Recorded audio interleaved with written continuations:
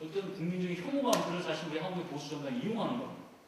민주당과 호남당이 낙인을 찍는 거예요. 5.18 같은 거를 통해서 민주당이 5.18 광주당이라는 5.18당이라고 광주당으로 협소화시키는 전략입니다. 이걸 똑같이 맞대응한다면 저는 그 플레이에 갇혀있는 거라고 생각합니다. 이걸 뛰어넘어서 새로운 가치나 아젠다나 전략을 제시해야 됩니다. 민주당은 자꾸 그 어떤 뭐랄까 약간 패시브한 소극적인 전략, 방어적인 전략에 매몰되어 있다. 그래서 첫 번째 중요한 거는 일단은 저는 리더십이 바뀌어야 됩니다. 솔직히 이번 전당대회 김학균 대표님 하셔서 다행입니다. 사실은 저는 굉장히 실망했어요. 전당대회가 당원들의 표를 얻는 거긴 하지만 국민들에게 메시지를 던져야 됩니다. 근데 무슨 뭐 불꽃은 나를 막는데 전대도 어떻게 지구당 보라고 그게 무슨 전당대회가 국민들을 위한 메시지입니다. 전당대회가 집안잔치가 되지 않기 위해서는 국민들이 뭘 원하는가를 정확하게 이해하고 그 메시지를 던지고 내가 당대표가 되면 1년 안에 이걸 하겠다. 이걸 보여줘야 돼요. 3개월 안에 뭘 하겠다. 보여줘야 돼요. 뭘 하겠다는 걸 보여주지 않고 그냥 되고 난 다음에 지금 시간이 계속 흘러가고 있고 박근혜 대통령이나 새누리당이 하는 것만 맞대응한다는 한계가 있다고. 그래서 빨리 뭐 이미 많은 정치 전문가들 계시지만 그 당내의 그런 친소관계로 유지되는 파벌들, 개파들 빨리 해체하고 가치나 정책을 기반으로 하는 정파 활동들이 대중적인 정치 활동을 결합을 해서 이루어져야 된다고. 그걸 잘하는 분이 새로운 세대의 리더가 될 거고.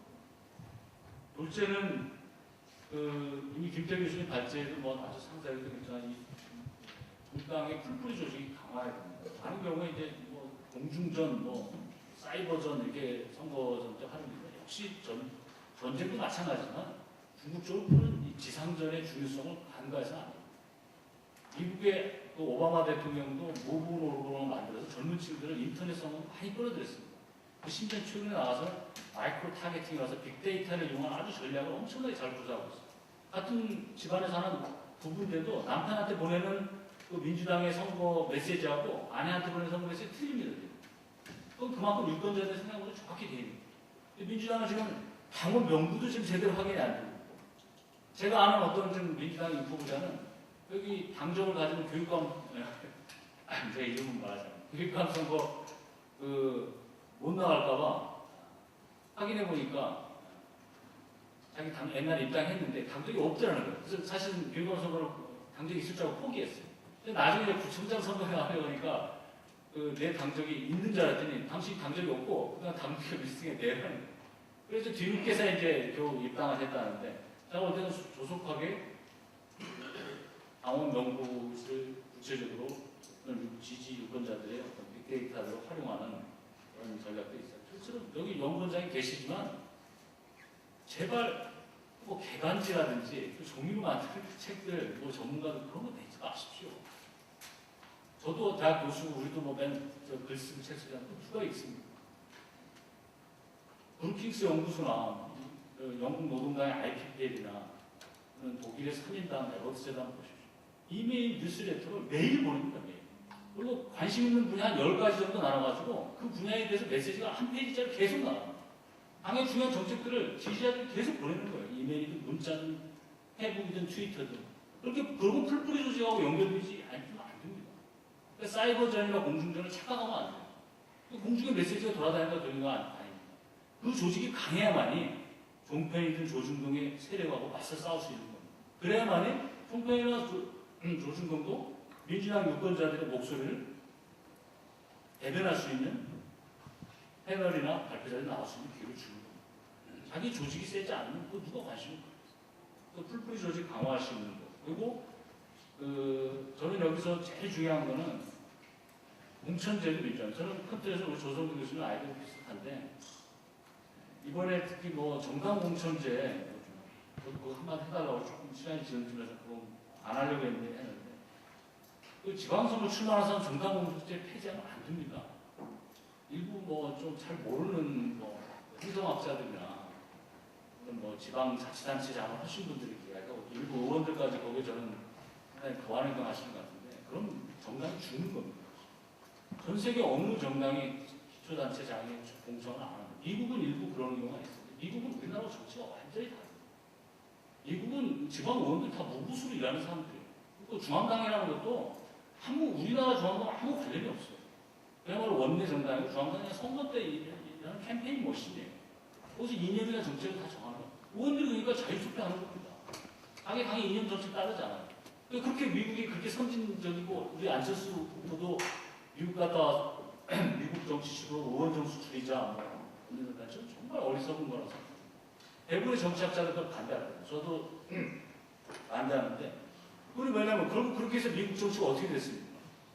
아무런 이념이나 정책의 통합성이 없는 정당에 가면 의원들이 당 지도부 말을 듣지 않습니다. 자기 지역구 관리만 잘하면 됩니다. 그런 나라에서는 자기 지역의 이익만 지키고 뒤고 자기 이익 집단, 의원들한테 로비가 오는 그 이익 집단의 이익만 대변하면 되는 겁니다. 그러다 보면 미국의 제일 힘이 센 집단이 뭐예요? 기업입니다.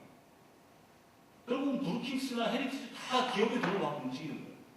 그렇게 되면 결국은 노동자나 물론 이제 미국은 민주당과 노동자가 연결됐지만 그 서민들을 위한 복지라든지 사회 소외 계층들에 대해서 상당히 그 이익을 대변하기가 어려운 점이 있습니다. 그런데 미국 민주당은 그 뉴딜 연합이나 독특한 전통이 있기 때문에 또 단순하다. 대부분의 유럽의 정당들은 당연히 중앙당들이 상당히 이념이나 정책을 통합하고 그렇기 때문에 또 다른 또 비례대표제이기 때문에 연합 정치가 발달되어 있고 보수 정당이나 진보 정당이 항상 타협을 하면서 복지국가에 대해서는 좌우도 없어요. 다 우파 정당도 다 복지국가 지지하는 거예요.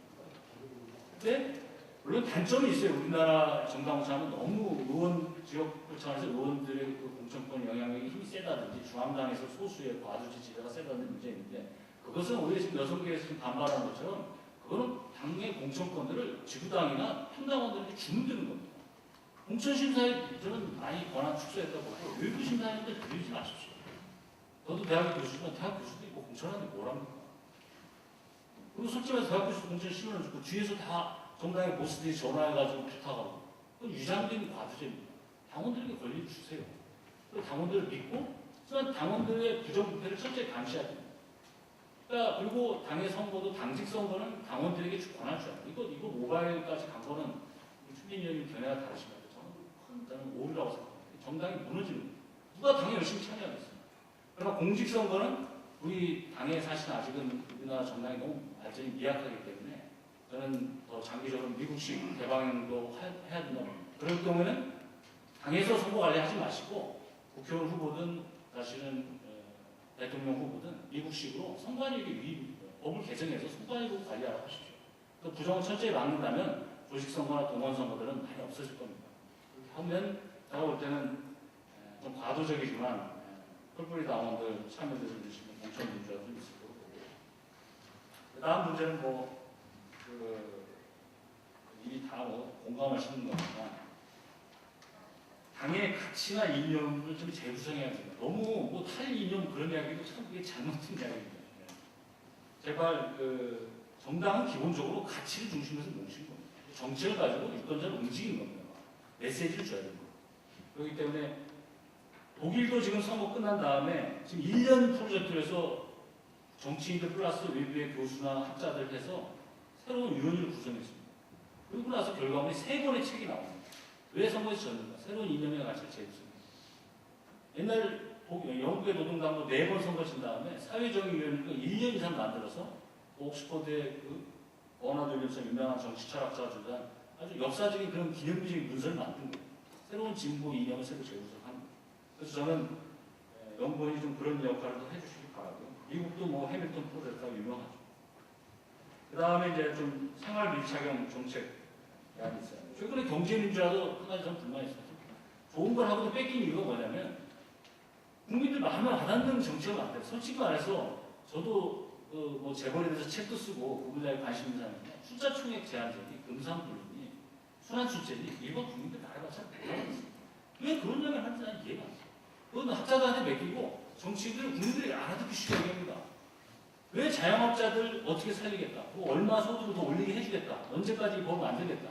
또는 일자리를 어떻게 만들겠다. 일자리 만드는 구체적인 대안이 뭐다. 이게 피부에 와닿는 그런 정책들을 만들어야 돼요. 경제민주화 복지국가 일자리 행동 이런 추상적인 보호보다는 피부에 와닿는 생활 밀착의 공약이 돼요. 마지막으로는 저는 시민사회와 노동조합, 온라인 커뮤니티 이런 다양한 그 정당 외부의 세력과 긴밀하게 연대를 합니다. 비례대표도 그분들에게 많이 줘야 돼요. 그분들에게 많이 줘야 되고 노조대표 시민단체 많이 들어오게 해야 되고 지역공천도 더 많이 그분들이 할 수 있도록 많이 도와줘야 되고 그리고 나서 뭐 좀 안철수 의원이 신당사였는데 안철수 의원은 진보당도 마찬가지고 민주당 단독으로 집권하는 게 사실은 가장 이상적이긴 하지만 그건 현실은 그냥 어려울 겁니다. 그 우리나라뿐 아니라 미국도 마찬가지고 유럽도 마찬가지고 이미 유권자들의 가치가 다양하기 때문에 양당제로 다 만족은 못합니다. 그러니까 다양한 그 인식단이나 사회 조직들을 포용할 수 있는 연대할 수 있는 그런 전략이 있어야 됩니다.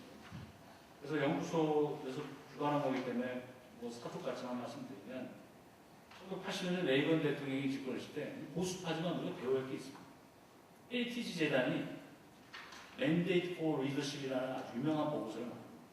이 미국 정치를 그 후로부터 20년 이상 바꾸고 이 보고서를 백악관 딱 대통령 집무실 앞에 올리고 그런 플랜을 올려놓지 않으면 정권을 바뀌어도 국민도 고생만 합니다. 사실 민주당이 두 번이나 집권했지만 플랜이 뭐가 있었어요? 또 오히려 세리에서 만든 보고서대로 2만 달러 시대 이야기 하다가 망한 거 아니에요, 솔직히 말해서. DJ 정부 때도 마찬가지고. 이 대안을 가지고 해야 되고, 지금 오히려 야당이 된 건 어떤 면에서 본다면 전화위복이 될 수도 있습니다.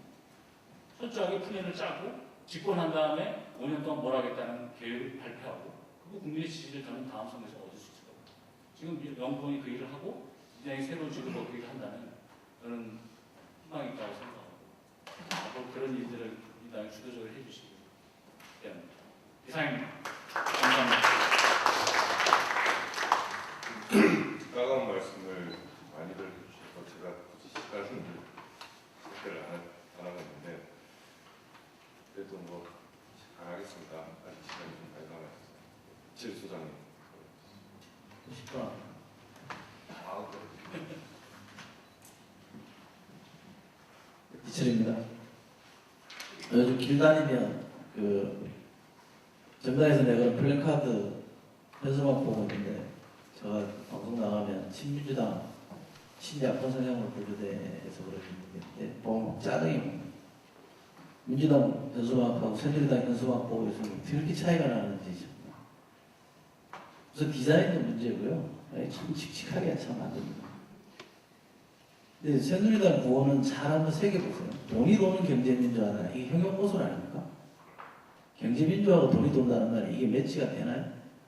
굉장히 전략적으로 생각한 슬로건을 던지고 있는데 민주당은 그런 게 없어요. 지금. 그러니까 경제민주화의 컨셉이 지금 새누리당은 바꾸고 있는 겁니다. 그죠? 경제민주화를 경제 살리기 쪽으로 바꾸고 있다는 그 중간 정도의 지금 슬로건이 돈이 도는 경제민주화를 생각하는데 그런 거에 대한 그 차별화를 잘 못 만들어내는 게 현재 민주당이라는 생각이 들어서 최근에 길 다니면서 그런 느낌을 받아서 다시 한번 말씀드립니다. 저는 민주당이 2002년부터 정당을 약화시키는 쪽에 개혁을 해왔다고 생각합니다. 아까 발전문에도 그런 게 나왔는데 뭐 크게 보면 정치입니다만 좁히면 정당을 자꾸 약화시키는 쪽으로 가고 대신에 이제 운동을 강화시키는 쪽으로 갔습니다. 그러니까 일상 정치가 별로 중요하지 않았고요. 정당의 틀이 별로 중요하지 않았습니다. 왜 2002년 선거를 그렇게 해서 이겼기 때문에 저는 그렇다. 그래서 뭐 정치관계법 개혁 이런 것들이 다 그 흐름에 맞춰서 왔습니다. 그것이 결국 종점이 귀결점이 가장 최근에 나타난 모바일 투표라고 저는 생각하거든요. 이건 제가 찬반을 말씀드리는 게 아니고요. 2002년부터 최소한 민주당은 한 10년 동안 그 흐름을 지속시켜 왔어요. 그건 분명한 사실인 것 같은데 그 10년 동안 지속시키는 흐름 속에서 대선 한 번, 총선 한 번 이겼습니다. 나머지 선거 다 졌습니다. 2010년 선거를 이겼다고 봅디다만 저는 이긴 선거라고 보지는 않고요. 그 전보다는 나은 선거입니다만 이긴 선거는 아니죠. 분명히. 근데 우리가 하나의 노선이나 방침으로 여기 표현에 의하면 개방화 노선이라고 한가요? 오픈시켰을 때 승률이 몇 %인지 한번 잘 따져봤으면 좋겠다는 생각합니다. 이기지 못하는 정당 체제, 이기지 못하는 정당 모델은 다 사기입니다. 저는 그렇게 봅니다. 그 사기에 지금 민주당이 벗어날 거냐 말 거냐의 선택의 기로에 서 있는데 여전히 저는 5.4 전당대회에서 애매한 선택을 했다고 생각합니다. 기초의원, 기초단체장 공천 여부는 그 관점에서는 판단이 된다고 생각해요. 지금까지 유지해왔던 흐름대로 오픈 개방성을 유지한다 그러면 공천제 배제하는 게 맞습니다. 그러나 이제는 그 방식이 안 먹히니까 답을 이제는 정당을 강화시켜서 좋은 정당 만들어서 이기는 그림을 그리겠다고 한다면 이건 당연히 정당 공천제 폐지하면 안 됩니다. 그렇게 심각한 지금 기로에 서 있는데 이거를 공약했으니까 들어줄 거냐 말 거냐, 정치적으로 이게 이 단기적으로 얼마나 우리한테 유리할 거냐 불리할 거냐 이렇게만 접근하니까 저 답을 못 내고 있다고 생각하거든요. 보다 근본적인 차원에서 저는 이 문제를 검토해야 된다고 생각하고요. 그 민주당의 제가 좀 최근에 한 달간 평가도 저도 좀 인색한 편입니다. 김한길 대표랑 특수관계라서 안 계시니까 다행입니다만 그 지명직 최고위원 2명 호남하고 노동하고 전 최악의 선택이라고. 민주당이 노동의 최고위원 넣으면 노동성이 강화됐습니까? 이용덕 실명을 거론 죄송합니다. 이용덕 최고위원이 민주당에 합류한 이후로 민주당의 어떤 노동정책이 강화됐고 대표적인 노동정책이 뭐입니까? 근데 그분이 최고위원에 들어가면 노동을 중시하는 거고 안 들어가면 경시하는 겁니다. 그런 기준이 어느 정당에 있습니까? 그러면 호남에 최고위원 들어갔으니까 호남 출신 최고위원을 지명직으로 하니까 호남 여론이 바뀌었나요? 바뀌고 있습니까? 전혀 본질과 상관없는 문제에 민주당은 빠져 있습니다. 그 굴레를 못 벗어나는 한 이 위기를 전 탈출하기 전 어렵다고 봅니다. 발상 자체를 아예 바꿔야 되는 거죠. 노동이 중요하다고 하면 최양희 선생이 말한 노동 중심의 뭐 진보 정당이든 무슨 정당이든 내지는 김한길 대표가 노동이 있는 민주주의를 얘기한다고 하면 그 노동을 어떻게 관찰할 거냐의 문제로 접근이 되는 것이 어떻게 오직 그것이 노동계 출신 한 사람을 지명직 최고에 넣느냐 마느냐의 문제로 형해화되어 있다. 그것만 하면 노동 있는 정당입니까? 이런 식의 이렇게 익숙한 방식으로 뭔가 풀어보겠다고 생각하면 대단히 착각이라고 생각합니다. 호남도 마찬가지입니다. 호남 민심이, 호남 대표성이 민주당이라는 지도부의 제도로 반영이 안 돼서 민심이 돌아선 겁니다. 저는 그렇다고 보지 않거든요. 그러면 호남 출신 국회의원 한 분을 지도부에 넣으면 호남 민심이 좀 돌아서고 있을 때 예선이 안철수를 쳐다보고 있는 거 아닌가요? 본질이 그게 아닌데 왜 그런 식으로 문제를 풀고 있는지가 제가 보일 때는 답답하거든요. 제가 조금 뭐 사정을 아는 사람이라서 그런지 모르겠는데 저는 이 소남이라는 분들과 노동이라는 분들의 압박에 김한길 대표가 저는 주저앉았다고 생각합니다. 저는 그건 실패라고 생각합니다. 잘못한 일입니다. 누구를 배제하고 누구를 넣고의 문제로 민주당의 위기를 해석하는 것은 저는 전혀 잘된 처방이나 제대로 관역을 잡고 있는 처방이라고 보지 않습니다. 그렇게 합리적으로 민주당은 호남 기반을 중시해야 된다. 민주당은 노동을 중시해야 된다라는 것들이 최고위원회 어떤 사람 한두 사람 들어가는 걸로 다 해결될 거라고 생각하는 그것이 지금 민주당의 실력 수준이다라고 생각합니다. 바깥에 있는 정당, 안철수라고 하는 전혀 노동이 연상되지도 않는 정당은 최상길 선생이 한마디로 그냥 마치 노동을 대변하는 정당인 것처럼 만들어지고 있습니다. 저는 이게 제일 답답한 문제라고 생각합니다. 민주당은 익숙한 방식으로는 절대로 이 위기를 못 벗어난다고 생각하고요. 제가 국회의원들을 잘은 모릅니다만 제가 바깥에서 전해 듣는 바에 의하면 위기의식은 이미 사라진 지 오래인 거. 제가 왜 그럴까라고 생각해요. 제 나름대로 해보고 짐작해보니까 이런 것 같아요. 하다가 안 되면 안철수랑 합치면 되지 뭐. 그럼 또 이기는 거 아니야? 국회의원 선거 나가면 되는 거 아니야? 이런 것 같아요. 지지율이 어떤지는 모르겠습니다. 제가 관전자 입장에서 볼 때 왜 저렇게 느긋할까를 생각해보면 저는 그렇다고 생각합니다. 그래서 만약에 안철수 의원이 독자적으로 세력화해서 독자 정당 만들어서 총선까지 가겠다 그랬을 때 민주당 국회의원들이 어떻게 대응할지가 저는 굉장히 궁금합니다. 이게 지금 야권의 이 전체적인 구도를 바꿔내고 있는 이 시점에 민주당이 중심을 잡고 가야 된다는 명제는 계속 되뇌이고 있고요. 안철수 의원에 대해서 뭐 이제는 좀 강한 스탠스를 보여주고 있는 것 같은데 뭐 칩토끼 잡는 전략인지는 모르겠습니다만 별로 전 유효한 것 같지 않습니다. 저는 한 달 동안 일반 국민들이나 뭐 저 같은 사람이 기다려줬다고 보면 이제부터는 항해를 해야 될 때입니다. 이제부터는 어딘가를 하여간 항해서 속도감 있게 움직여야 될 때인데요. 수리가 다 끝났는지 안 끝났는지 모르겠습니다만 빨리 움직여야 될 것 같고요. 또 하나 제가 답답하다는 생각은 지금 민주당과 새누리당 간에 여야 간의 기본 전선이 뭡니까? 뭐가 있긴 있는 겁니까? 전선이? 잘 한번 생각해보세요. 제 눈에는 잘 안 보입니다. 뭐 좋아요. 국정원 이 선거 개입 이런 정치 도덕적 이슈를 중심으로 전선을 짜지 않는 거는 상당히 좀 나아진 거라고 봅니다만 거기에 올인하지 않는 거는 좀 발전이라고 봅니다. 그럼 다른 무슨 전선이 있어야 될 거 아닙니까? 일반 국민이 그래야 여야 간의 전선이 형성되고 민주당과 새누리당 간에 첨예한 무슨 먹고 사는 문제든 뭐든 전선이 형성돼야 그때 말 안철수의 운신폭이 줄어드는 거 아닙니까? 그것 없으면 안철수는 마음껏 놀 수 있는 이 공간이 열려 있는 거 아닌가요? 저는 그런 관점에서 보면 민주당과 새누리당 간의 기본 전선을 뭘로 만들 건지에 대한 고민을 빨리 결정을 해야 된다고 생각합니다. 지금 고민을 하고 있을 거라고 저는 생각하는데요. 고민 이제 그만하고 어느 것이든 좀 선택을 해야 된다고 생각합니다. 지구당 부활하는 문제를 비롯해서 이 보고서에 나와 있는 저는 주장이 상당 부분은 다 동의합니다. 그런데 문제는 몇 번도 지적을 했습니다만 민주당의 혁신이나 민주당의 위기 탈출이 방안으로 극복될 거냐. 어떤 방안을 제시하고 그 방안을 관철하면 민주당이 위기를 수습하고 새로운 정당으로 거듭날 수 있느냐. 그건 절대 아닙니다. 민주당의 혁신의 역사를 한번 뒤져보세요. 손학규 대표 체제 때부터 혁신위원회 만들어져가지고 그때 전정배 최고위원이 1년 내내 작업한 게 그겁니다. 수없이 많은 혁신안들이 만들어져 있습니다. 당에서 발주한 것도 있고요. 학계에서 만들어진 것도 있습니다. 수없이 늘린 게 혁신안인데 또 혁신안 또 만들고 있습니다. 그럼 그중에 어떤 거 선택할지는 아무도 모르고 있는 이게 문제인 것이죠. 혁신안이 없어서 문제인 게 아니잖아요. 그러면 이 혁신안 어느 것이든 선택해서 관철시켜내는 그걸 중심으로 민주당을 새로운 정당, 활력 있는 정당을 만들어내는 리더십이 중요하다고 저는 생각하는데 그것 없이 자꾸 방안에만 매몰되고 있는데 뭔가 모수풀이가 있는 것처럼 이런 방안 쓰면 다시 살아날 것처럼 그런 건 저는 없다고 생각합니다.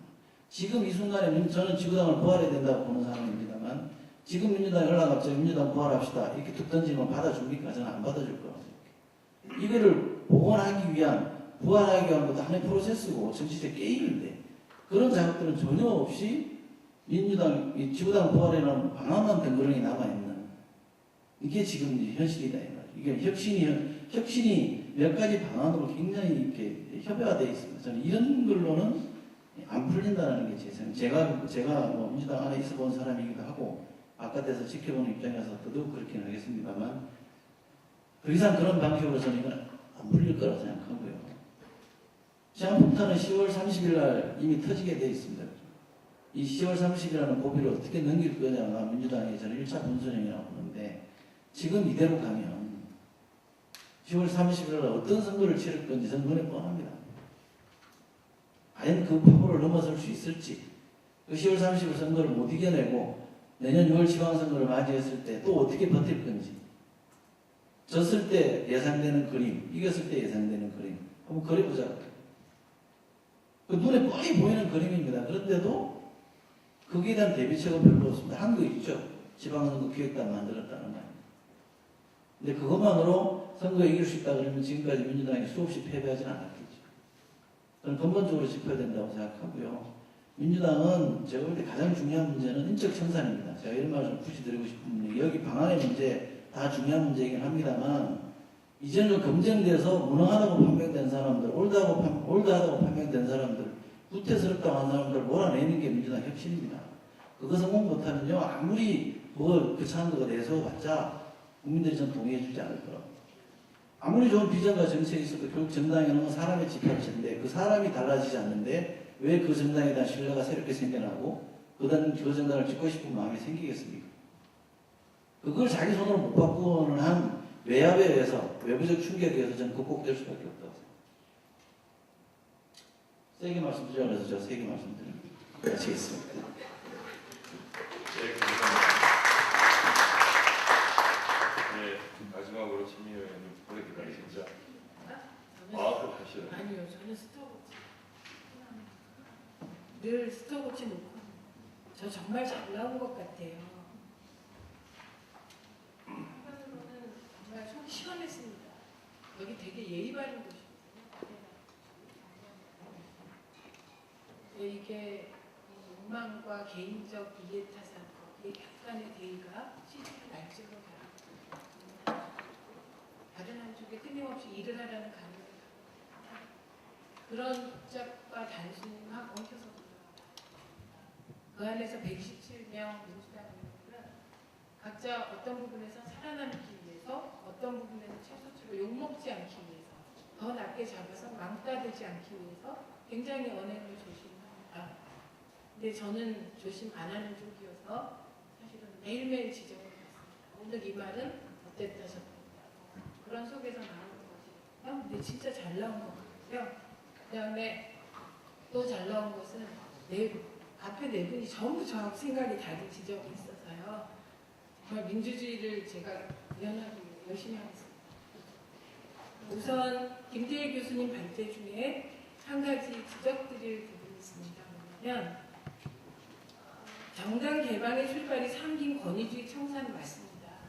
그런데 사실은 2008년 촛불을 거치면서 개방의 질적 요구가 달라졌습니다. 그래서 2008년 촛불은 정말 정치학자들께서 연구하고 또 연구해야 한다고 저는 생각합니다. 그때 촛불이 대의정치 자체를 부정했습니다. 그리고 기존 정당 구조를 부정했습니다. 그리고 정통 정치학에 대해서 도전했습니다. 그렇다면 이 촛불이 보통 시민들이었기 때문에 맞지 않느냐? 그건 판단에 따라 다르겠죠. 그러나 연구하셔야 될 거라고 생각합니다. 그래서 촛불로 질적 변화를 일으킨 국민적 개방 요구가 뭔지에 대해서 좀 더 저희는 다 같이 생각했으면 좋겠다고 보고요. 그 다음에 디테일한 거 하나만 지적드릴게요.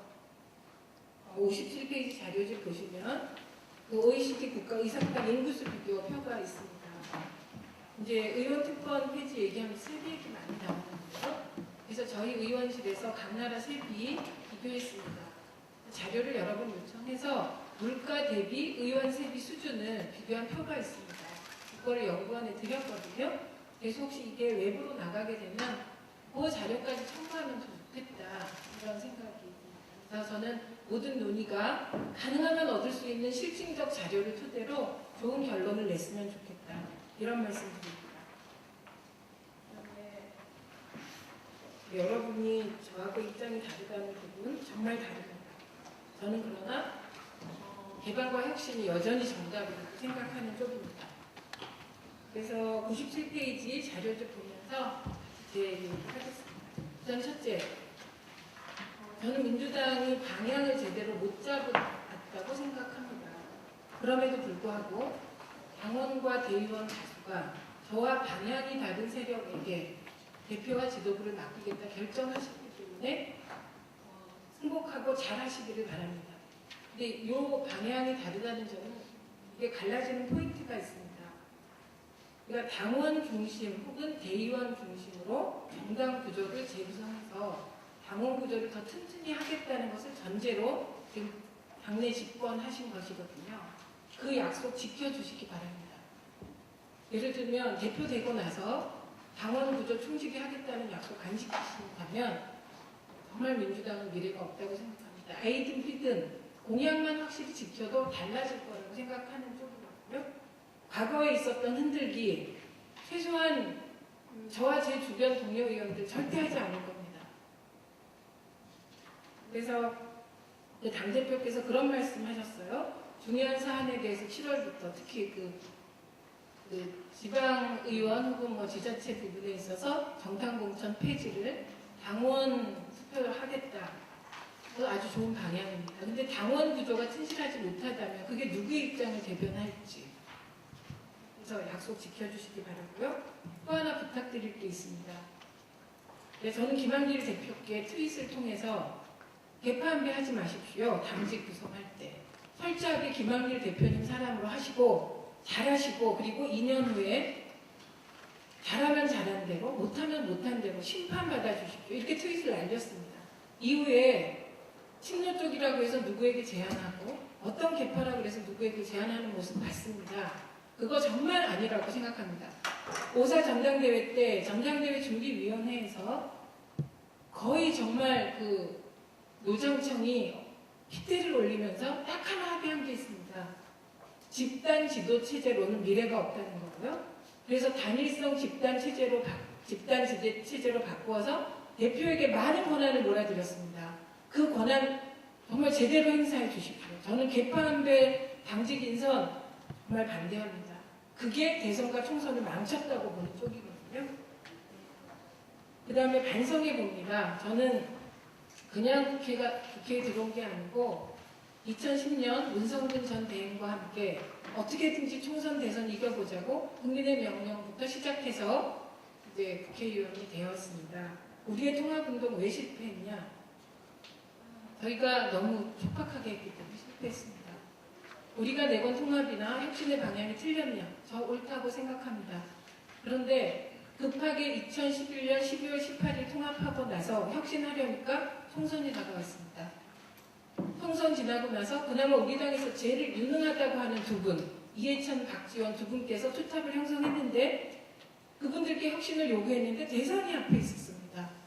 그래서 제대로 해볼 시간 없이 총선 대선을 맞았고 그것이 저는 가장 큰 실패의 원인이라고 봅니다. 저는 새정치 담론 전환 요구합니다. 의원 특권 내려놓아야죠. 그러나 적어도 다른 분들은 모르겠습니다. 저는 의원 특권 문제가 너무 심각해서 저 혼자 자료도 찾고 최초로 이 담론을 제기했던 기자까지 전부 접촉했습니다. 그래서 이게 2004년 민노당이 200가지 특권 내려놓기 위원회 뭐 그런 이름이었던 것 같아요. 만들면서 시작됐다는 거 알고 그 담당자를 찾았습니다. 그래서 그 이후의 결과가 어떻게 됐냐? 대답을 못 하셨어요. 최초로 이걸 기사화한 뭐 기억일보 기자 접촉했습니다. 근데 그분 역시 내용이 없었어요. 그리고 그 관련 기사를 쓴 모든 기자들에게 다 전화를 해서 어떻게 됐냐 그랬더니 무슨 기사 보고 썼다, 무슨 기사 보고 썼다 이런 거였습니다. 그래서 저 나름으로 파헤쳐 보니 제가 판단할 때 첫째 의원연금 부분 폐지 내지는 개정론이 필요하고요. 두 번째 영리 목적 의원 경직은 반드시 금지해야 된다고 생각합니다. 그 다음에 세 번째 잘 나오지 않는 건데 저는 의원 해외 외교 부분에 대해서 제대로 정비돼서 제대로 해야 될 것 같고요. 이 부분에 있어서 특권이 있다면 폐지해야 된다고 봅니다. 네 번째, 제가 국회에 들어와서 가장 크게 특권이라고 생각한 게 국회의원만 되면 후원회 열어서 돈 받을 수 있다는 겁니다. 그리고 이것이 현역 국회의원의 기득권을 유지하는 아주 중요한 수단이라는 걸 알게 되었습니다. 제가 주변에 정말 유능한 분이 몇 년째 지역위원장만 하고 있는 분이고요. 정치적인 상황에 따라 후보 절대 못 되는 분들 있습니다. 왜 현역 국회의원에게만 후원금을 받게 하는지 저는 이해할 수 없습니다. 왜 언론이 이 부분을 지적하시지 않는지 이해할 수 없습니다. 교수님들 왜 이거 지적 안 하십니까? 저는 오히려 원외 지역위원장들이 원외에서 잘 활동하도록 세비도 못 받는 분들이 후원회 할 수 있도록 길을 열어야 한다고 생각합니다. 그래서 저희가 정치혁신위원회 하면서 이 부분 강력히 주장해서 넣어놓았는데 왜 이렇게 특권을 폐지하자면서 진짜 특권에는 조용하신지 이해가 잘 안 갑니다. 이 네 가지고요. 그 다음에 그 면책 특권이나 불체포 특권 자료 읽어보았습니다. 이게 반드시 필요합니다. 제가 야당 의원 중에 불명확한 근거를 가지고 자기 드러내기 위해서 국회에서 아무거나 말하는 사람 제가 1년 동안 본 일 없습니다. 야당 게다가 지금 유신으로 돌아간다는 얘기가 나올 정도의 이런 정부 속에서는 저는 면책특권이나 불체포특권 반드시 있어야 될 일을 하기 위한 특권이라고 생각합니다. 그래서 새정치 담론이 뭐 밥값 해라? 저 제 주변에 밥값 안 하는 국회의원 본 적이 없습니다. 정말 이런 말씀 죄송하지만 저는 정말 이빨이 다 나가서 임플란트를 몇 개를 했는지 모릅니다. 국회에 들어와서. 근데 저는 덜 일하는 측입니다. 그리고 언론에 드러나시지 않는 우리 당 중견 의원님들 정말 일 많이 하십니다. 언론에 드러나는 분들 잘 모르겠습니다. 저는 여전히 새정치 핵심 담론은 선거구제 개혁이라고 생각합니다. 새누리당이 다수인데 되겠냐? 그래도 이거 안 하면 국민 80%가 원하는 진정한 경제민주화가 왜 정치권에서 이루어지지 않는지 답할 길이 없습니다. 국민 뜻이 반영될 수 있는 그 선거구제 개혁 반드시 필요하다고 생각합니다. 정말 죄송합니다. 좀 더 하면 안 될까요? 그래서 99페이지 뛰어넘겠습니다. 제가 진짜 얘기하고 싶은 국민 참여와 모바일 그 복권에 대해서 말씀드리겠습니다. 저는 총선, 대선, 실패 평가를 이야기하면서 여러 가지 나온 이야기들이 다 아니라고 생각합니다. 종편 안 나가서 그거 아닙니다. 이런저런 얘기 다 아닙니다. 모바일 때문에 다 아닙니다. 이유는 딱 하나입니다. 민주당과 민주당 지도부, 후보와 후보 캠프가 박근혜를 이길 수 죄송합니다. 박근혜 대통령을 이길 수 있을 만큼 유능하지 못했기 때문에 진 겁니다. 왜 유능하지 못했을까? 그 이유를 찾아야죠. 그런데 그 이유를 찾기 전에 정파적으로 특정 세력, 친노가 문제다, 뭐가 문제다 이런 식으로 가니까 정말 이유를 안 찾고 넘어가서요. 진짜 아까 누가 말씀하셨죠. 그 문제 있는 인적청산 필요하다? 그거 제대로 못한 겁니다. 그래서 저는 알았습니다. 의제를 붕 띄워서 정치권이 자기 이해를 관철하는 그 시줄과 날줄의 심리학을 이해하게 되거든요. 그래서 이제 저는 모바일과 국민 참여를 복권시켜야 된다. 이건 아까 촛불에 대한 언급과 맥락을 같이 하는데요. 우선 첫째, 여러 가지 왜곡된 의제의 부분 걷어내고 싶습니다. 첫째, 정체모를 모바일 세력이라는 규정 저 정말 반대합니다. 제가 쭉 보니까 민주당은 정통 호남 지지 세력이 있습니다. 그리고 참여시민 지지층이 있습니다. 그리고 개혁적 무당파층이라는 지지층이 있어요. 되게 기계적이지만 이렇게 세 그룹의 지지를 기반으로 하고 있더라고요. 그래서 이 세 그룹에 어느 시기에는 다 모여요. 어느 시기엔 한 그룹만 모이고 어느 시기엔 두 그룹만 모여요. 그래서 민주당의 지지율이 결정이 되더라고요. 그런데 제가 이렇게 보니까 2012년 1월 15일 전당대회, 그러니까 통합 이후 혁신하겠다고 하고 당내 집권했던 한명숙 대표 체제에 출범했을 때 43% 지지율 받았습니다. 이게 그 2004년에 그 탄핵 이후의 최고치였던 것 같아요. 근데 지고 나니까 제일 먼저 지지를 철회한 게 무당파층이었습니다. 24~25%로 떨어지더라고요. 그리고 그 이후에 이제 대선 지고 나니까 그리고 대선 이후 5.4 전대 때 당원 중심으로 가니까 참여시민까지 지지를 철회해서 지금은 정말 감사한 분들 우리 당 정통 호남 지지층이 우리를 지지해주는 그런 상황입니다. 이거 부정적으로 보냐? 너무 감사하게 생각합니다. 그리고 이 당의 진정한 지지층 주인은 호남 정통 지지층이구나. 이 부분에 대해서 다시 생각하고 감사하게 생각하고 그분들의 지지를 고맙게 여기고 잘해서 다시 참여시민과 무당파층 모셔올 수 있으면 좋겠습니다.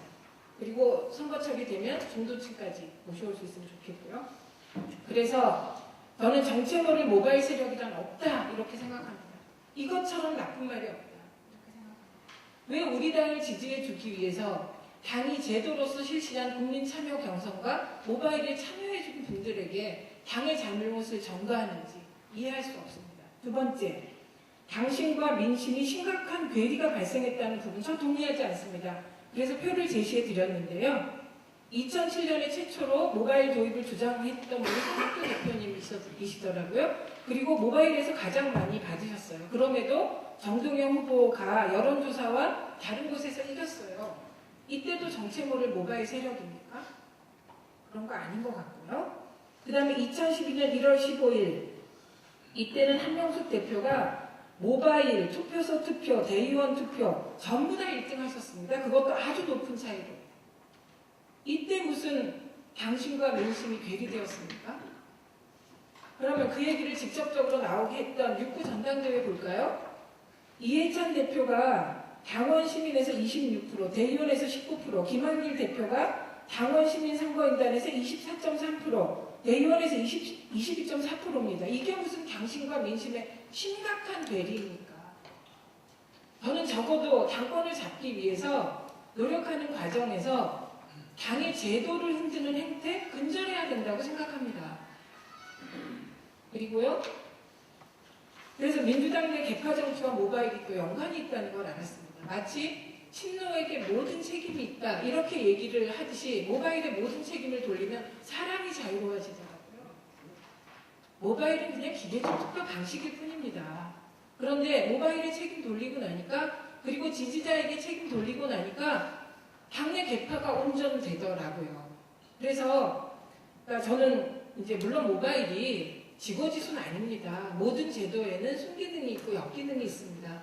그러나 이렇게 정치 혐오증이 심한 나라, 그리고 특히 야당이 조금만 잘못하면 용서가 되지 않는 나라, 젊은이들이 정당에 절대로 들어오려고 하지 않는 나라에서 어떻게 그러면 당원 구조를 튼실히 할 것이며 어떻게 시민과 국민들을 참여시킬 것인지 대답해 보십시오. 그 대답 못하시면 당시으로서 모바일의 부정의 소지를 없애고 그 방법을 완벽하게 하기 위해서 노력해야 한다, 이렇게 생각합니다. 그리고 7번은 당연한 거고요. 저는 친노입니다. 노무현 대통령을 사랑하고 존경합니다. 그리고 욕먹을 땐 친노고 자리 배정받을 땐 전 친노 아닌 걸로 분류되는 사람입니다. 그러니까 진짜 친노입니다. 그런데 저는 노무현 대통령께서 남긴 유산 중에 참여의 가치를 계승하려는 친노입니다. 그래서 당내에서 시민 참여파 구성을 위해서 노력하겠습니다. 예, 그래서 이런 식으로 친노, 친문, 친김, 친송 혹은 저 사람은 순하니까 내 말 잘 듣겠지? 그런 식으로 개파 구성 안 했으면 좋겠습니다. 이 부분은 정말 우리 당의 유력 정치 지도자 분들께 간곡히 호소하고 싶습니다. 내 말 잘 들으니까 내 개파 들어오자? 이런 거 정말 너무 우리 치사하지 않습니까? 그래서 그런 거 안 했으면 좋겠고요. 그래서 당내 시민 참여파를 구성하는 게 제 꿈입니다. 그래서 노동과의 결합, 국민과의 결합, 그 결합 징검다리 만들고 싶고요. 기초의회 단체장 정당 공천 폐지 저 반대합니다. 그나마 여성이요. 2002년 지방선거에서 여성 기초의원 당선자가 2.2%였습니다. 그런데요, 이게 정당 공천제하고 여성 의무 공천제 등에 힘입어서 8년 만에 21.6% 되었거든요. 그래서 여성뿐만 아니고 소수자, 정치시민, 약자, 배려를 위해서도 반드시 필요하고요. 대선 때 공약 잘못한 거 잘못했다고 그냥 시인하면 안 될까요? 이때 안철수 현상에 눌려서 우리 중심 못 잡고 잘못 공약했습니다. 죄송합니다. 이렇게 하면 안 될까요? 이거 너무 아마추어죠. 그런데 결국 이거를 뚫고 나가는 게 지도부의 정치력 아닐까요? 이상입니다. 죄송합니다. 네, 감사합니다. 이철 교수님, 이번에 따가운 시절에 대해서 말씀. 이전에 플로어에서 질문하시거나 이러시기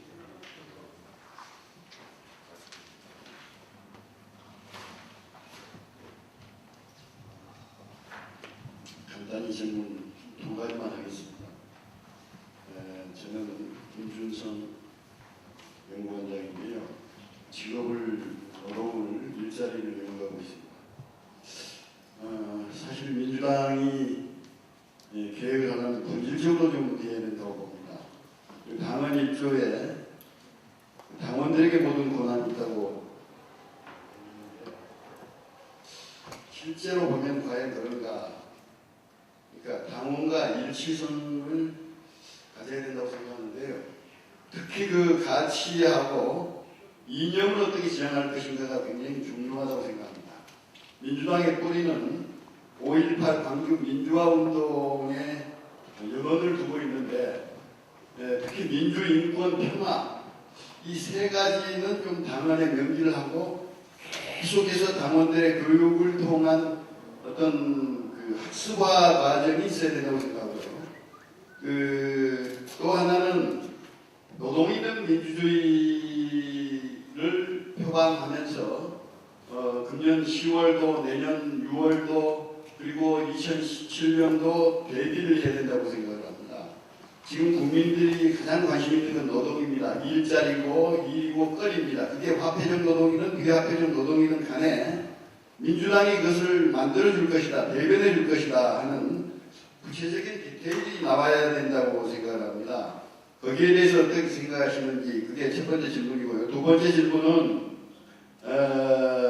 저는 그 국회에 조금 기자들이 욕을 할지 모르겠습니다만 국회의원들도 고령자에 접어드는 분들이 계시기 때문에 연금제도는 유지돼야 된다고 생각합니다. 왜 그걸 국민들에게 욕을 먹으면서도 욕을 먹더라도 주장을 못합니까? 다 지금 연금제도를 만들고 있는데 그러면 국회의원들만 국가에 봉사하고 말란 얘기는 아니죠.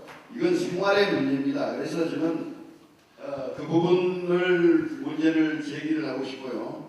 마지막 질문 중에 하나가 지금 생활정치센터를 이 팜플렛이나 아까 발표하신 분 중에 그런 얘기가 있었는데요.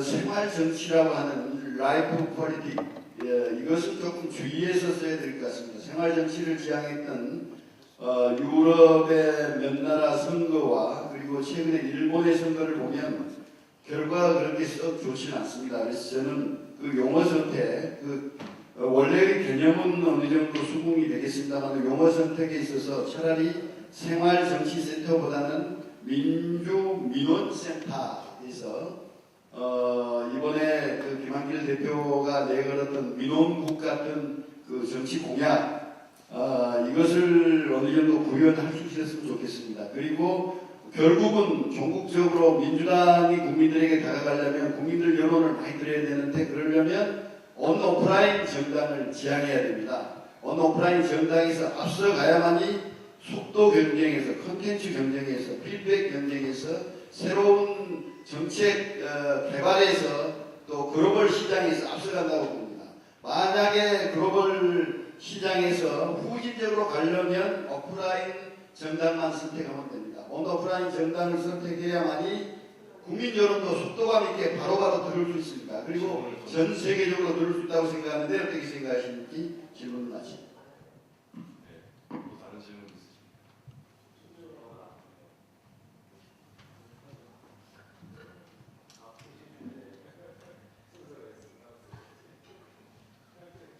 짧게 하겠습니다. 다른 건 아니고요. 그 특권 폐지 중에서 의원 연금 부분을 어쨌든 언급을 하셨는데 예를 들어서 예시를 할 때 OECD 국가 중에서 의원 연금 제도가 도입되어 있는 데가 어디 이런 걸 하는 것은 좋으나 저는 그렇게 따지면 사회 분야, 경제 분야, 정치 분야 다 우리가 OECD 국가에서 우리 수준이 어디인가를 같이 논의를 해야 될 거라고 봅니다.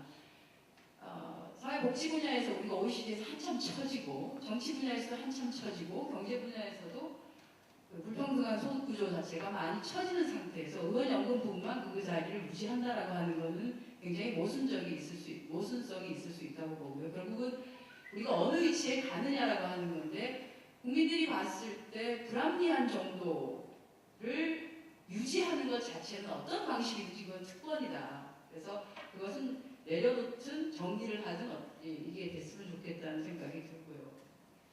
그다음에 우리 당이 갖고 있는 것 중에 저는 총선 대선 실패했는데 우리가 무능했다 이렇게 하는데 저는 단지 대선 기간 중에 몇 달간의 선거 운동을 통해서 국민들이 이 당이 수권 정당이니까 정권을 니들이 한번 해봐라라고 주는 정도의 판단을 하지 않는다고 봅니다. 결국은 지난 5년 동안 또는 한 기술을 마치는 18대 국회가 우리가 어떤 모습을 보였느냐를 가지고 신뢰할 수 있다. 한 4년 봤는데 괜찮겠다라고 한 판단을 하실 거라고 봐지는데 그러면 우리는 18대 국회나 아니면 그 전에 운동을 했는가 정치를 했는가 그거에 대해서 좀 생각을 해야 되지 않는가 생각됩니다. 그러니까 정치가 결국 사회적인 갈등이라는 것들을 조정해내고 결국 국회로 가지고 와서 제도적으로 완벽하진 않겠지만 합의를 이끌어내는 구조인데 우리가 같이 어느 한편 쪽에서 그냥 운동만을 열심히 했죠. 근데 그것이 만약 정치를 했는지 운동을 했는지와 관련해서 우리 당이 갈 길을 다시 한번 고민해봐야 되지 않을까. 답변을 좀 해주시면 좋겠습니다. 저는 김성주 의원입니다. 저도 당의 정치혁신위원회에 활동을 했었고요. 정치혁신위원회 활동을 지켜봤고 이런 대선 후에 좀 시리즈 이론이 이 세 번째일 것 같은데요. 저는 지난 대선 이후에 지금까지 얘기되고 있는 정치 개혁, 정치 혁신 의제가 과연 얼마나 방향을 잡고 있는 것인가 근본적인 회의를 갖고 있습니다. 발제 내용 잘 들었습니다. 공감하는 부분이 많고요. 그런데 정말 어떤 시각을 보고 있는가 의문이 드는데요. 저는 이렇게 생각합니다. 정치의 본질이 무엇인가? 정치가 현재 대한민국을 살고 있는 평범한 사람들한테 왜 필요한가? 이 질문을 저는 먼저 좀 던지고 싶습니다. 어제 제가 진주의료원을 갔다 왔습니다. 강성노조라고 홍준표 지사가 얘기하는 남아있는 몇십 명 안 되는 조합원들 보니까 대다수 나이 어린 간호사들 얼굴 보면 여리여리하게 생겼고요. 강성에 전혀 맞지 않은 얼굴, 단지 자기가 직장에서 쫓겨나지 않기 위해서 생존권 차원의 몸부림을 치는 거거든요. 근데 그거에 대해서 정치가, 정당이, 정치인이 아무것도 하고 있지 않다는 거죠. 대통령은 이거는 지자체의 일이다. 이거는 경남도민이 판단하는 선택을 보세요. 새누리당은 지자체장이 말을 듣지 않는다. 이게 정치거든요. 그러면 그 쫓겨날 위기에 처한 그리고 3명 남아있는 노인들한테 도대체 정치와 정당과 정치인이 무슨 역할을 할 것인가. 또 무력감을 느끼고 왔거든요. 그런데 돌아오면 그런 제 역할을 하지 못하는 정치에 대한 반성, 정당과 정치로서의 의무감을 시달리기보다는 뭘 잘못했대요. 특권을 가지고 있대요. 이걸 내려놓아요. 지금도 힘이 없어도 우리는 미치겠는데 뭘 더 내려놓으라는 건지 이런 저는 근본적인 생각이 듭니다. 지금 현재는 정치의 본질은 경제 권력과 행정 권력이 전일제로 지배하고 있는 이 세상을 어떻게 민주주의 시스템을 작동시켜서 약자의 다수의 국민들의 이익을 오하는 시스템을 만드자 본질이라고 봅니다. 모든 연구자들의 노력, 정당의 노력은 정말 정치를 보관하고 정당과 정치인들이 제 역할을 할 수 있도록 만들어주는 거에 맞춰줘야 되는데 마치 우리나라의 교육의 문제가 입시제도의 문제가 있지 않은데 입시제도를 매번 바꾸는 그거 한 것처럼 정치제도 변경 바꾸면 뭔 소용이 있겠는가 이런 저는 절박한 말씀을 좀 드립니다. 그래서 우리 발제자 토론자들께서 정말 정치가 보관될 수 있는 방법이 뭐냐 정당 정치가 풀뿌리될 수 있는 방법이 뭐냐 이거에 대해서 좀 답변해 주시기 바랍니다. 예, 감사합니다. 이제 시간이 예정된 시간이 얼마 남지 않았기 때문에 김태일 교수님 시간 갖고 그거는 마치도록 하겠습니다. 김성주 의원님이 그 가장 중요한 쟁점을 잘 정리를 해주셨습니다. 이 보고서를 만드는 팀들이 얘기를 모은 결과 정치개혁 논의의 담론의 핵심이 뭐냐 그동안의 효율성 또 개방성 이것이 정치개혁의 중요한 방향을 표현하는 키워드였다는 겁니다. 지난 10년간. 그런데 정치의 본질은 이게 아니고 지금 우리에게 필요한 것은 비용 대비 효율성이나 또 개방성의 문제보다도 책임성과 반응성이라는 것이 중요하다는 것입니다. 정치가 현실 제대로 노릇을 하지 책임성과 반응성을 제대로 갖고 있지 못하니까 국민들이 야 니들이 누리고 있는 권리들 혜택들 다 내려놓아라 이렇게 얘기를 하고 있는 것이죠. 이것이 동전의 양면인데 특권을 내려놓는 것으로 우리가 대응을 한다면 아주 소극적인 대응이죠. 본질적인 것은 책임성과 반응성을 높이는 것입니다. 그런데 이건 왜 그러면 책임성과 반응성이 정당이나 정치권 전체가 제대로 이것을 실현하지 못하고 있는 것인가 하는 질문인데 조금 큰 것부터 좀 얘기하면요. 이거는 뭐 우리 동료 정치학자인 다른 한 분의 얘기입니다. 지금 정치관법법이 4가지잖아요. 선거법, 정당법, 정치자금법. 이 중에 선거법이 이제 기본법처럼 되어 있습니다. 근데 이 중에 제일 핵심이 뭐냐? 선거운동 기간이 아닌 기간의 정치활동에 대한 규제. 말하자면 사전선거운동. 이 대목이 정치를 위축시키는 가장 중요한 조항이라는 겁니다. 그러니까 당선이 되게 하거나 되게 하지 못하게 하는 행위, 이것을 선거운동이라고 아주 모호하게 정의하고 있고 여기에 저촉되는 건 아주 엄벌을 받고 있지 않습니까? 아마 정치인들이 애먹는 조항이 바로 이것입니다. 근데 이것이 정당을 그냥 선거 머신으로만 만들고 선거가 없는 기간, 선거가 있는 20 며칠간, 3, 4주 기간 동안은 정당이 재구실을 하고 유권자들과 만나고 자신의 역할을 하지만 요 기간이 아닌 기간 동안에 정당은 뭐냐? 아무것도 존재가 없다는 것이죠. 그래서 기본적으로 이 조항을 왜 유지하고 있느냐 하는 것에 대한 질문이 있습니다. 정치인들 스스로 이 조항 때문에 무진 애를 먹고 있는데 정작 이 조항을 건드릴 생각을 안 한다는 거죠. 근데 이 조항을 정치사를 제도사를 연구하는 사람이 추적을 하니까 58년도 그 선거법에 그 기원을 두고 있다고 하는 거예요. 58년도 기본 그 사전선거운동 조항입니다. 근데 58년도 이 조항은 당시에 민주당이 조공함에 진보당의 56년도 성장의 위협에 직면해서 결국은 민주당과 자유당이 그 양대 정당이 기득권을 지키기 위해서 만들어 놨다는 거예요. 그런데 이것이 지금 스스로 정치권 전체의 족쇄가 되고 있다는 거죠. 이 문제에 대한 그 선거법 58조, 59조 문제를 좀 심각히 한번 고민해봐라. 이런 대목이 하나 있습니다. 또 하나는 지금 정당 체제나 정치권, 정치가 시민사회의 다양한 이해들을 반영하지 못하고 있는 데서 불신이 오는 것 아닙니까? 그렇다고 한다면 현재 이 기존의 양대 정당이 갖는 기득권들 이것이 굉장히 중요한 장애물이라는 거예요.